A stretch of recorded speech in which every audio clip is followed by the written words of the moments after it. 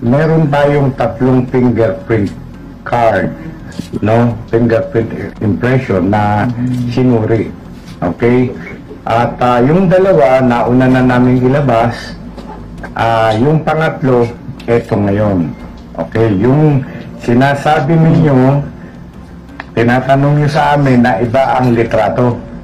No? Hindi litrato ni Alice Guo. But ang pangalan pa rin ay Guo Alice Ilial, na nagkataon ang birthday niya rin July 12, 1986.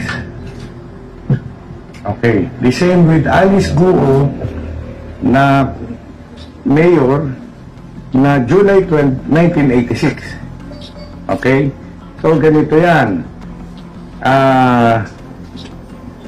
Na-check namin una yung alien fingerprint card ni Guo Wa Ping Ilin.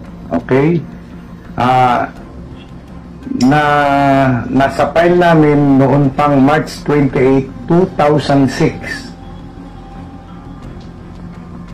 Dito, ang address niya ay 170 to 171A Mabini Street, 4th Avenue, Caloocan City. Born on August 31, 1990 in Fujian, China. Okay. Yung fingerprint card na yun, i-match namin, kinumpare with the fingerprint card of Alice Guo Ilial, which was issued on July 12,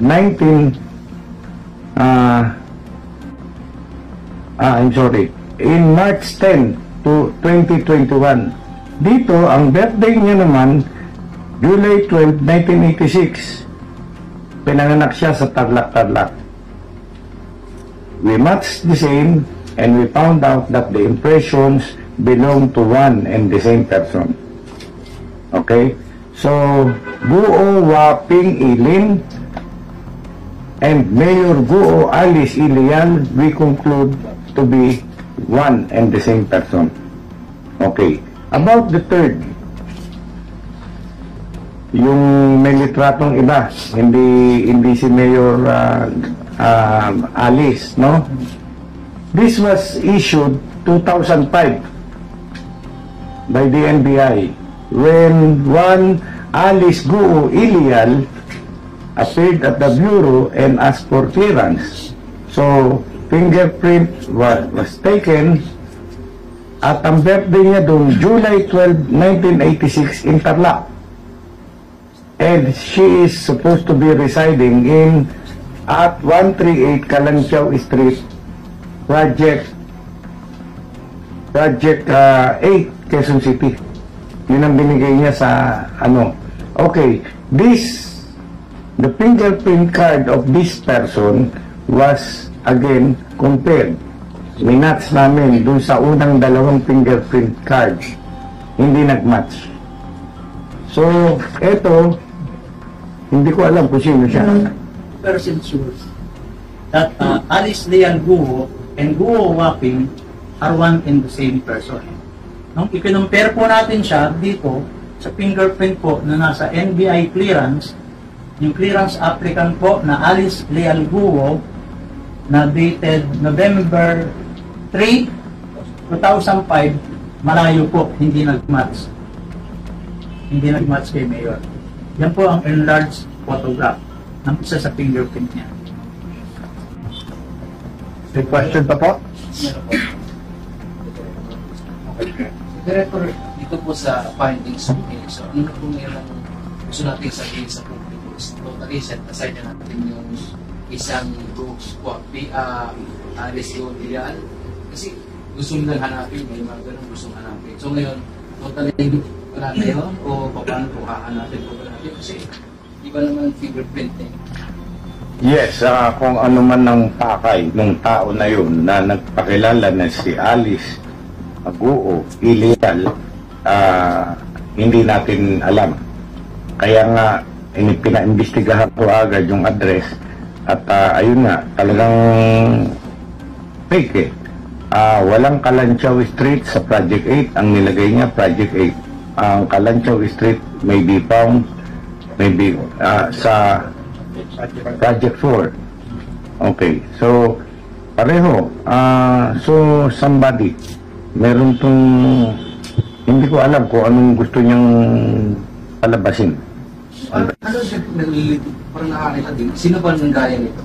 Yung itong ibang fingerprint o parang... Hindi, may tao, for example, siya, pumunta siya sa NBI, sinabi niya si Alice Guo siya, o sige, we will take that. Di pangalan niya, Alice Guo, i-fingerprint namin siya, actual. I-fingerprint namin siya, pag in-examine yung fingerprint niya with the real Alice Guo, iba, hindi magmamatch. Kaya ngayon, yung sinasabi, tinatanong nyo na iba litrato, pero the same birthday, no? Ay hindi si Mayor Alice Guo ito. I don't know kung bakit siya nag-apply giving her name as Alice Guo. Ayun. Naniniwala ang ilang senador na hindi maaaring maging state witness si suspended Mayor Alice Guo sa mga kaso laban sa illegal POGO operation. Dapat rin nilang maimbestigahan ang mga kapatid ng alkalde na posibleng kasabwat niya sa kinasasangkotang mga krimen.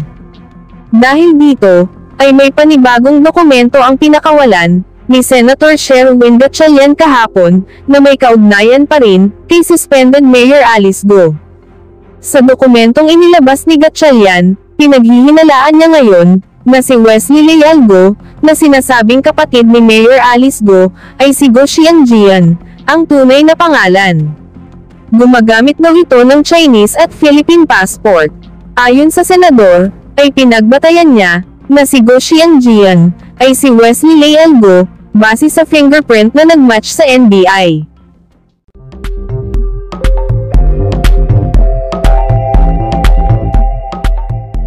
Gili Santiago ng National Bureau of Investigation. Madami po tayong natalakay from the issue of cybersecurity, issue of yung vote buying, artificial intelligence, social media, name it. Diniscuss po natin lalong-lalo na present ang ating Commissioner Maceda, na kung saan siya po kasi ang Commissioner in charge ng ating Committee on Kontrabigay na gusto natin i-expand sa kasalukuyan. So, hinihingi natin ang tulong ng National Bureau of Investigation. Present din po ang head ng Cybersecurity Division ng National Bureau of Investigation, yung kauna-unahang lumalaban ngayon sa issue ng hacking and other cybersecurity threat ng ating pamahalaan.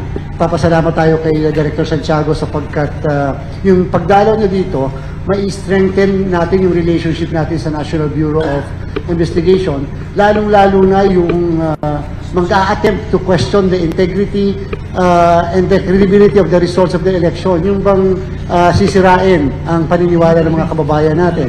Kinakailangan ma-prosecute, ma-trace yung mga yan. At the same time, kinakailangan mapigilan yung lahat ng attempts to influence the election through machinations or irregularities na alam natin na pwedeng mangyari kahit sa pamamagitan ng cyber attacks. And so dahil sa pagdalaw niya dito sa atin sa Commission on Election, hopefully magkakaroon kami ng memorandum of agreement para pagtibayin pa yung relasyon na yan. Yung tungkol sa kay Mayor Guo, mamaya mag-discuss siguro namin yon ni Director, sapagkat may maganda rin siyang announcement na ibibigay tungkol sa bagay na yan.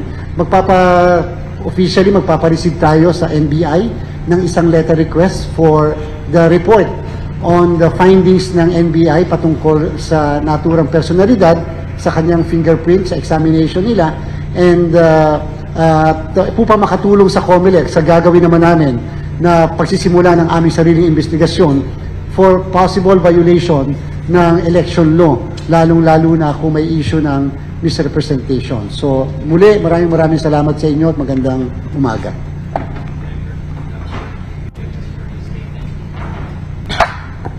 Yes, nagpunta kami dito with my chief ng ating cybercrime to assure the chairman na we will support, strengthen namin ang aming ugnayan para magkaroon tayo ng malinis at credible election this coming election. Yes. Salamat po, pwede na po tayo magtanong. Una po kung tatanong.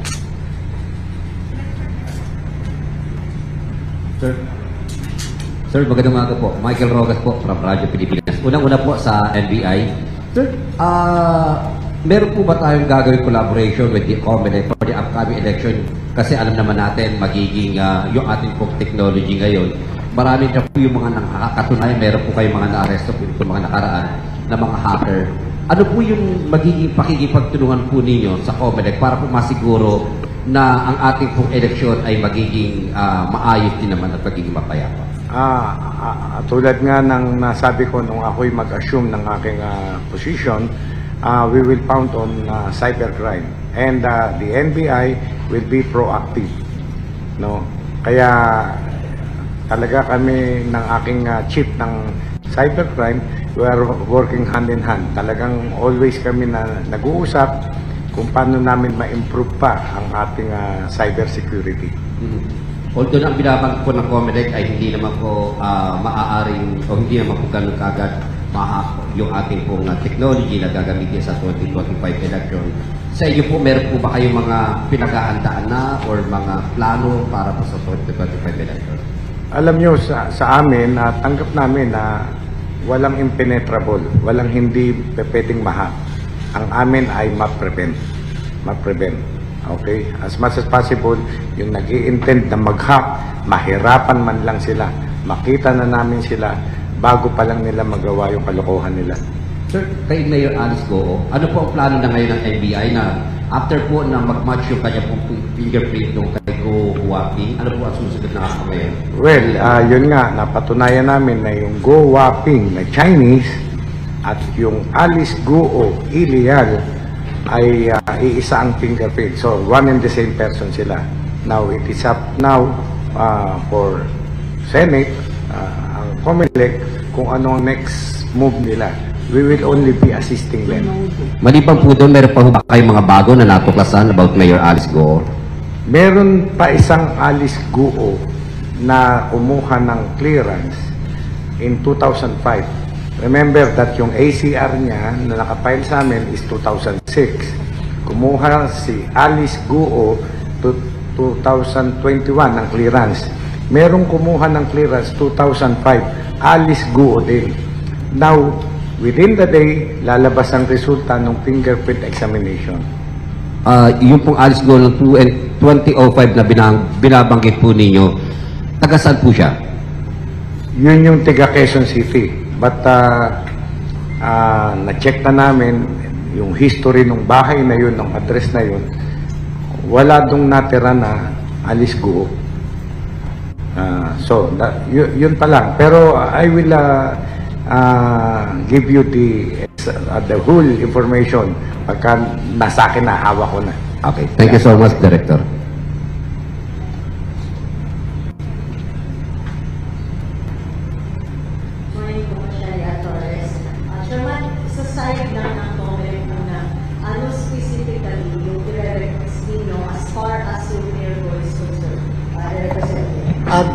Mamaya papabigay ko sa inyo, sa mga kapatid natin sa pamamahayag, yung mismong letter natin sa NBI na ipapatanggap sa opisina ni Director Santiago.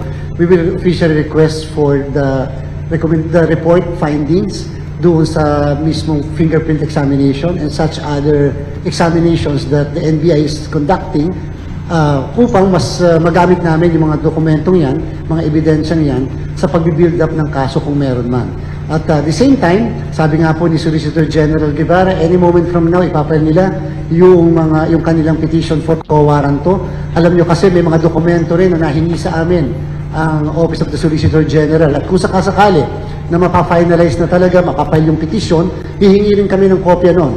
Dahil kailangan namin yon upang makita namin meron ba talagang misrepresentation.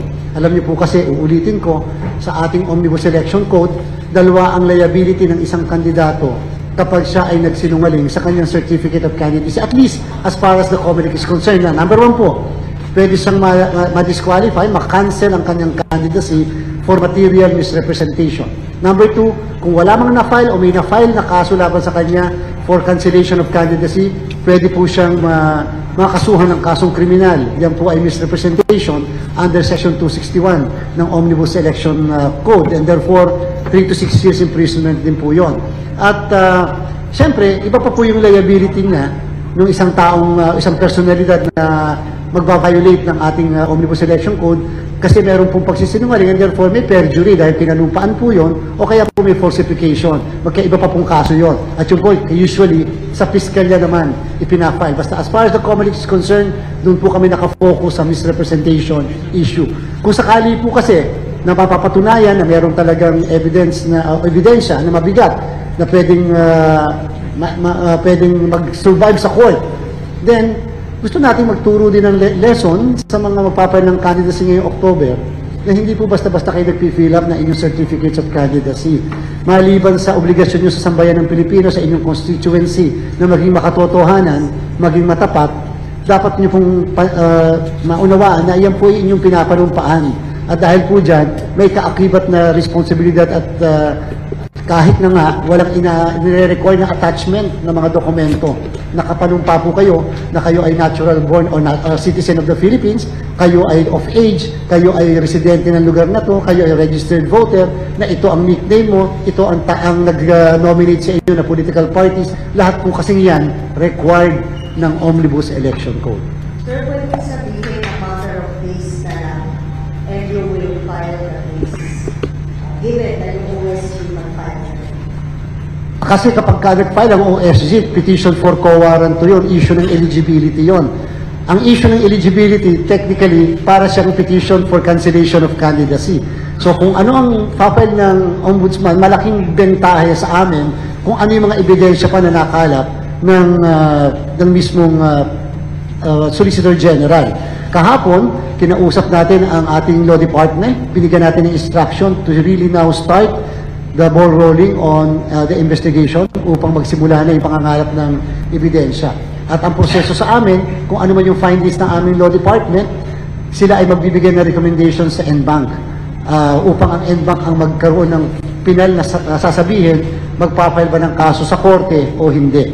So, yan po yung sitwasyon sa kasalukuyan. We will really rely heavily on the case of the Solicitor General kung sakasakali. And of course, the findings of the National Bureau of Investigation. Pero, yung pinakamabigat, yung findings din ng Senate committee na nag-iimbestiga patungkol sa bagay na yan. Sir, last question sa kay Director Santiago. Sir, maliban po dun sa fingerprint, ano pa yung possibly the turnover nyo sa Comelec ng mga evidence against Mayor Go? And I understand, magkakaroon din kasi ng request na ng Comelec dun sa disinformation dun sa Bureau system. So, paano nyo siya tutulungan? Paano nyo tutulungan yung Commission? And to Commissioner Maceda, sir, yung issue sa kontra-daya, paano yung magiging direction? Kasi masyadong malawak yung task, and that will be very difficult dahil given the technology, masyadong challenging po to craft yung mga vote selling and vote buying activities. Okay, sir. Yes, yung about Mayor Alex Go, yun nga, minention ko na sa inyo, we are on the identification of who are these people, o who is this. No, yun po, i-assist namin sa kanila. As a matter of fact, nakapaglabas na po kami ng dalawang result ng yung fingerprint ng dalawang impression niya na iisa nga. I have a third fingerprint card na anytime within the day lalabas natin po ang resulta.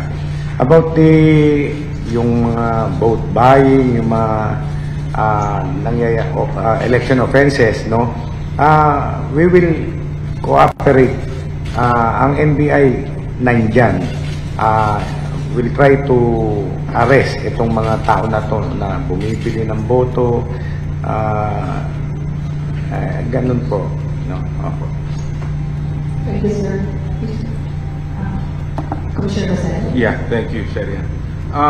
We're very happy with this collaboration with our new NBI director, and we're happy that he was able to come here, no? And we are really just reinforcing our relationship with the NBI because they were a very large part of our efforts against vote buying in the barangay and SK elections, which was really just a pilot.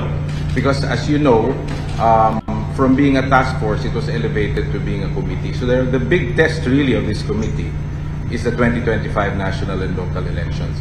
Now, you know, when it comes to elections, 3 Fs dyan nakakapagpahirap, no?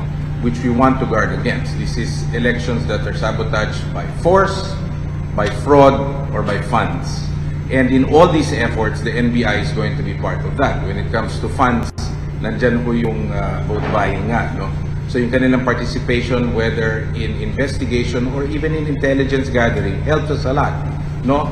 By fraud, that's the reason naman why we are partnering for purposes of preventing or ensuring cybersecurity, because malaking kinalaman nung hacking and either cyber threats to the integrity of the electoral process. And by force also, yung mga sapilitang binabago yung election by, you know, dati ang example yun, yung pang-aagaw ng ballot box or yung mga violence and armed forces that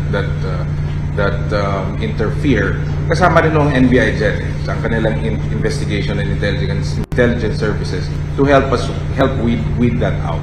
So going back to CKB, we're looking forward to this renewed partnership with the NBI. By all accounts, we had measures of success at the BSKE, and we plan to further enlarge this effort at the NLE to ensure the integrity of the electoral process. Ma'am Sherry Ann, respectfully na ipaalala ko rin kay Director Santiago kanina, yung earlier letter ng inyong lingkod sa dating director natin, na kung saan nagkalat po kasi yung mga sindikato sa buong Pilipinas na nagbebenta, naglalako at sinasabi kaya nilang impluensyahan ang result na election, kaya nilang imanubra ang sistema ng komisyon, may kausap sila sa chairman's office, kausap nila si chairman, kausap nila ang meru, kaya nilang gawa ng paraan, panalo kagad sila in 5 minutes, basta mayroong 50 million kung posisyon ng mayor o kaya governor, 75 million, 100 million kapag ganitong posisyon, yung mas mataas. So, yan po yung sinasabi po natin. In fact, ang request natin sa mga kababayan, ipa-aresto kaagad. Nagre-request tayo po sa naging liham natin sa NBI na baka pwedeng matulungan tayo na ma-aresto yung mga ganitong klaseng mga tao sapagkat nagkikreate po ito ng duda sa ating pong sistema, nagkikreate din po ito ng duda sa integridad ng ating magiging proseso na gagamitin. At naniniwala po tayo na kapag pumasok ang NBI sa picture, ay madaling malulutas yung mga ganitong problema. Lagi po yan, simula pa ng 2010, lalo na po noong 2019, nagkalat yung nagbebenta ng ganyan. Madami namang nabiktima dahil naniniwala, natatakot na baka sila matalo. Pero ay naman nilang lumabas. Ang ngayon po, sana sa pamamagitan po ng ating bagong liderato ng NBI, ma-prevent po natin ito. Itong ganitong klaseng mga pagbibenta, paglalako ng mga kasinungalingan, lalo't lalo na ito ay may patungkol sa integridad ng ating halalan. So ngayon pa lang, ganito kaaga, sinasabi na po natin sa ating mga kababayan, sa mga kakandidato, wag na wag niyo pong paniniwalaan ang mga yan. Matatamis magsalita, pero ang katotohanan po, mga kasinungalingan ng lahat po yan. Sir Manny Vargas, Ms. Double. Sir, sumulit po. Kay Director Santiago po muna. Sir, meron po ba record sa inyo yung isa pang Alice Leal po, yung pong iba ang itsura, meron po ba siya lumabas sa ibang pangalan? And if ever po may record siya o wala man, siya po ba ay liable din makasuhan kung mapapatunayan yung pangalan na ginamit niya na Alice Leal po ay hindi niya tunay na pagkatao? Tulad nga po na sinabi ko, yung third, yung 2005 clearance ng Alice Guo Ilial ay in-examine na.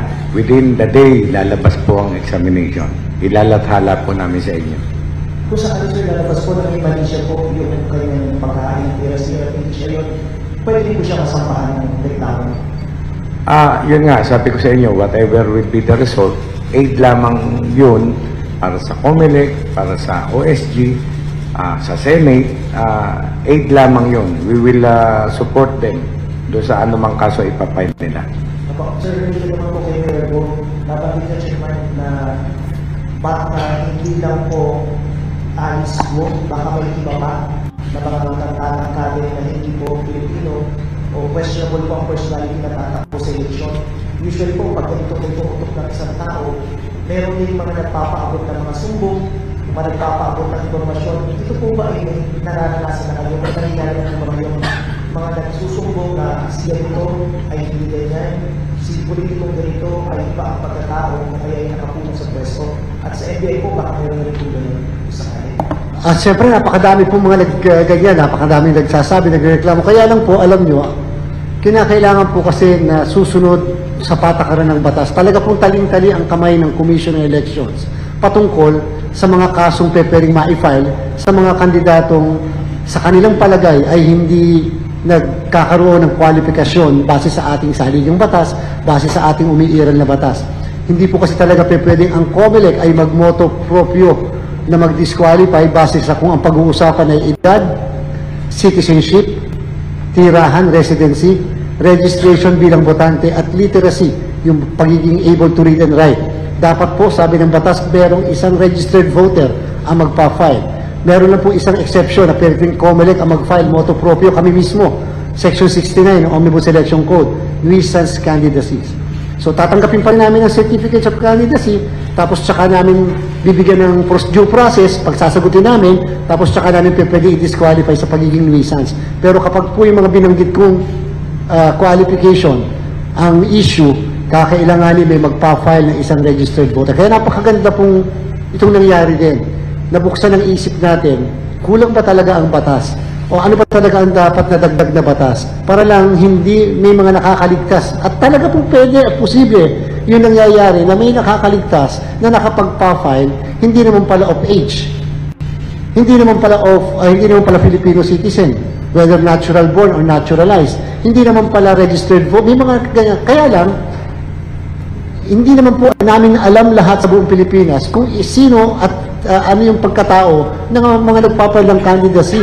Tatandaan niyo po sa isang bayan, halimbawa City of Manila, may nag-file, kandidato, sabihin na natin, 200, pati kasama ang konsihal. Hindi naman po alam ng local COMELEC namin kung sino yung kandidatong yan. Kakailanganin po talaga ng tulong ng mga kababayan natin para po mag-file sila ng kanilang mga petisyon. At agad naman po namin a-actionan yun. I'm sorry, Ms. Sandra Aguinaldo, JP7. Kay NBI Director po. Sir, I'm not familiar with the technology being used by NBI, pero kung sakali po na fictitious po yung ikatlong Alice Go, meaning maaring that face belongs to another person, kasi iba po itsura niya, di ba po? Mahanap pa ho ba yung tao na yon na nagmamay-ari ng mukha na yon? Ma-identify pa po ba natin siya? Tulad nga din po ng dati ko na sinabi, nagre-rely kami sa fingerprint. Kasi ang dactyloscopy po ay hindi nagkakamali. It is an infallible science of identification. So, whatever will be the findings, it will not affect yung findings namin na yung Guo, Wan Ping, at saka si Alice Guo ay iisang tao. Etong third na ito, whatever will be the result will not affect na yung action ng maggagawin ng COMELEC at ng ating Senate at OSG. Maybe also get your reaction dahil po yung lawyer po ni Alice Go ay nagsabi na ano ba ang chain of custody daw ng evidence na yan at saan ba raw galing, no? Parang kina-question po nila yung source ng fingerprints na kinompare po na NBI. Ano po masasabi nito? Yes, out of the request ng Senate, hinanap po namin yung fingerprint cards nitong mga tao na ito. So, ayun nga, after examining, nakita namin yung fingerprints nung Guo, Waping, at saka yung Alice Guo na kinuha ng clearance, na kinuha ng 2021, ay isang tao yun. So, ayun po. Kaya, ngayon, meron nga lumabas na 2005 clearance of Alice Guo, yung ibang mukha, yung ibang picture. Ayun po ang ine-examine namin ngayon. Mabuti. Apo. So, kung masasabi, secure naman po yung evidence na yan, yung pinaghugutan po ng files ng kanilang fingerprints. Kumbaga secure naman po kasi ang kina-question po nila baka pwedeng saan ba hinugot yung mga fingerprints na yan. Kumbaga secure naman po yung storage. Hindi po ang NBI hindi gagawa ng mga hindi naaayon sa batas. Opo. Saka sa part namin, Ma'am Sandra, hindi naman kami magre-rely solely doon sa NBI findings kasi ebidensya yon. In fact, sa lahat ng korte tinatanggap, kahit ang Korte Suprema, tinatanggap lagi ang findings ng NBI na napakataas ang kredibilidad. Take note, ang COMELEC ay may sariling may sariling handwriting and fingerprint experts. Kung meron ng NBI, meron din ng COMELEC, madami kami na mga experts. Kasi remember, lagi kami nagko-conduct ng examination ng mga documents, question documents, magmula sa balota, election returns, signatures, etc. Kailangan namin yung findings ng NBI sapagkat meron din kaming fingerprint dito na original nung magparehistro at doon sa Certificate of Candidacy. Doon pa nga lang, pwede namin i-compare yun. So, pwede namin i-compare then using instructing our experts na i-examine yung fingerprint na meron sa NBI at yung fingerprint na nasa amin. So, ibig sabihin, gagamitin namin yon para lang maitawid namin, makapag-conduct din kami ng sariling examination doon sa mga ibang fingerprints na nasa amin. Take note again, nasa amin ang COC, nasa amin din ang application for registration as a registered voter. Chair, so we can say na po na gagawin po yun ng COMELEC. You will compare the fingerprints on your records. Definitely, I instructed yesterday the law department na kung sakasakali makakuha din kami ng sample signatures from the NBI. Halimbawa, although we will be needing the original, we can conduct the examination there mismo, yung aming mga tao. We will direct our election records and statistics department, yung yung division in charge of conducting technical examination to likewise conduct the examination. So meron sila, meron din kami. And then pwede namin buuin ngayon yung examination nila at saka yung sa amin. One last clarification, Chair. So, i-compare niyo po yung fingerprints on your record dun po sa fingerprints ni Go Waping. More or less, ganun po ang mangyayari. Kasi kung mako-confirm na yung fingerprint na nasa amin ay yung fingerprint nung Alice Go na nasa kanila, so iisa yon. And therefore, kung yung fingerprint nung namang Go Waping o Go Waping at saka yung nasa amin ay iisa rin, so kayo na magawa ng conclusion tungkol sa bagay na yan. Thank you po. Thank you, Ms. Sandra. Ms. Luisa Irispe, on PDP4. Hi po, Chair. Since pinag-usapan na natin yung fingerprint data dito sa COMELEC, na-check nyo na ba kung ano mo yung history ng fingerprint na pinaregister ni Alice Guo? Kasi kung 2005, na may Alice Guo na nangyay ng NBI clearance, baka meron din Alice Guo na iba bang nagpa-register sa ibang mga taon? Meron ba nag-register? Iisa lang naman na nagparehistro dahil na automated fingerprint identification system namin. May nagparehistro na Alice Go ng April of 2021. And therefore, yung records niyan ay pinasecure na natin. At syempre, meron din naman nag-file na Alice Go na kandidato for mayor ng Bamban Tarlac noong 2022 election. So, nasa intact din yung Certificate of Candidacy. And take note, pag nag-file po kasi na COC, hindi lang isang kopya yon, madaming kopya. So, kahit na may mawalang ilang kopya, merong kopya na matitira sa COC po na pinail ng isang kandidato. Thank you. Ms. Balas Villar, Medyo Hikay. Hi, Chair. For clarification lang po. So, ibig sabihin, sa record po, upon checking, sa record ng COMELEC, isa lang po ang Alice Liang Guo. File ng application for registration as a voter. Nag-file po siya April of 2021. At ito po ay na-approve ng Election Registration Board ng Bamban Tarlac sapagkat wala naman pong nag-oppose sa kanyang application for registration.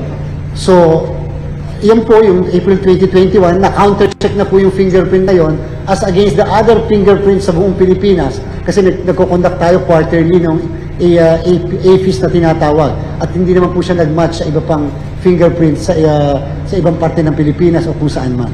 Opo, pero lumabas din po ba yung mukha doon? May picture din po, na same po sila. hindi pa po natin, hindi pa tayo pumupunta doon sa extent na yun kasi nga, ngayon lang tayo magkukonduct ng investigasyon tungkol sa bagay na yan. But then again, pag nag-file kasi ng COC, siyempre, nag-file ng application for registration, may 4 fingerprints yun eh. Yung kasi yung AFIS natin, 4 fingerprints, tapos may picture, tapos may signature. Yun yung ating biometrics sa COMELEC. Pag nag-file ka ng candidacy, may signature, may picture. So more or less, may paraan para ma-counter-check. Thank you po. Thank you, Dr. Santiago naman po. Hi, sir.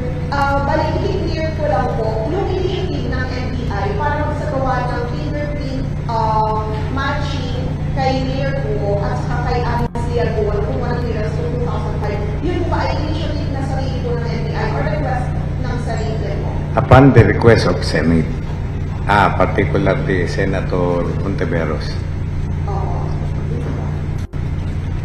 Okay? Ms. JC. Mr. UMDB Dante Ameto, please. Thank you. Morning po. Isa lang po clarification lang. May case na ba is na isang fingerprint tapos dalawa o tatlong identity na makita ng COMELEC? Meron ganun ba? Yes, sabi nga, hindi naman perfect, almost perfect science ang fingerprint examination. Wala kasing dalawang tao magkatulad ng fingerprint sa buong mundo. At ako nung nagpa-practice ako sa House of Representatives Electoral Tribunal at saka sa Senate Electoral Tribunal, ang lagi kasing ini-invite para mag-conduct ng technical examination ang NBI. Lalo pa para ma-examine kung parehas ba yung fingerprint ng mga botante na bumoboto, etc. And almost, sabi ko nga sa inyo, wala pa akong nakita na nire-reverse ng court ang findings ng NBI when it comes to fingerprint examination. Because sila expert. Sila yung expert witness ika nga sa amin sa rules on evidence. So therefore, highly respected and highly credible ang findings. And in fact, yung amin ding fingerprint examiners in several cases in-affirm ng Supreme Court na mga experts din yun sa amin. Kasi nagtitrain din yun sa FBI, nagtitrain din ng NBI. Yung NBI naman nagtitrain din sa iba pang well-known agencies worldwide. So again, mapagkakatiwalaan natin yung result ng National Bureau of Investigation. Okay, isa po pong pala. Noong 2021 na parehistro, meron ko bang Alice Guo din po na nakita o siya na po mag-isa? Nung kinounter-check yung fingerprint as against, sabihin na natin, at that time ng 2021, sabihin na natin na mayroong 65 million na botante. Nung kinounter-check yon sa other 65 million na botante, walang nag-match. Ibig sabihin, siya lang ang nagparehistro na Alice Guo at that time. Kaya lang, yun na nga, walang nag-oppose sa kanyang application for registration. Kung kaya naman, na-approve yun ng Election Registration Board ng Bamban Tarlac. Tama po siya noong 2021 ang file ng dun sa registration para voters. Tapos 2022, yun ang execution. Siya din. Mr. JC Cosico, TV5. Hi, Chair. Sir, na-miss ko lang yung kanina sa opening. We arrived late. Sir, baka pwede lang paulit na ano yung purpose ng NBI and COMELEC for next year's polls?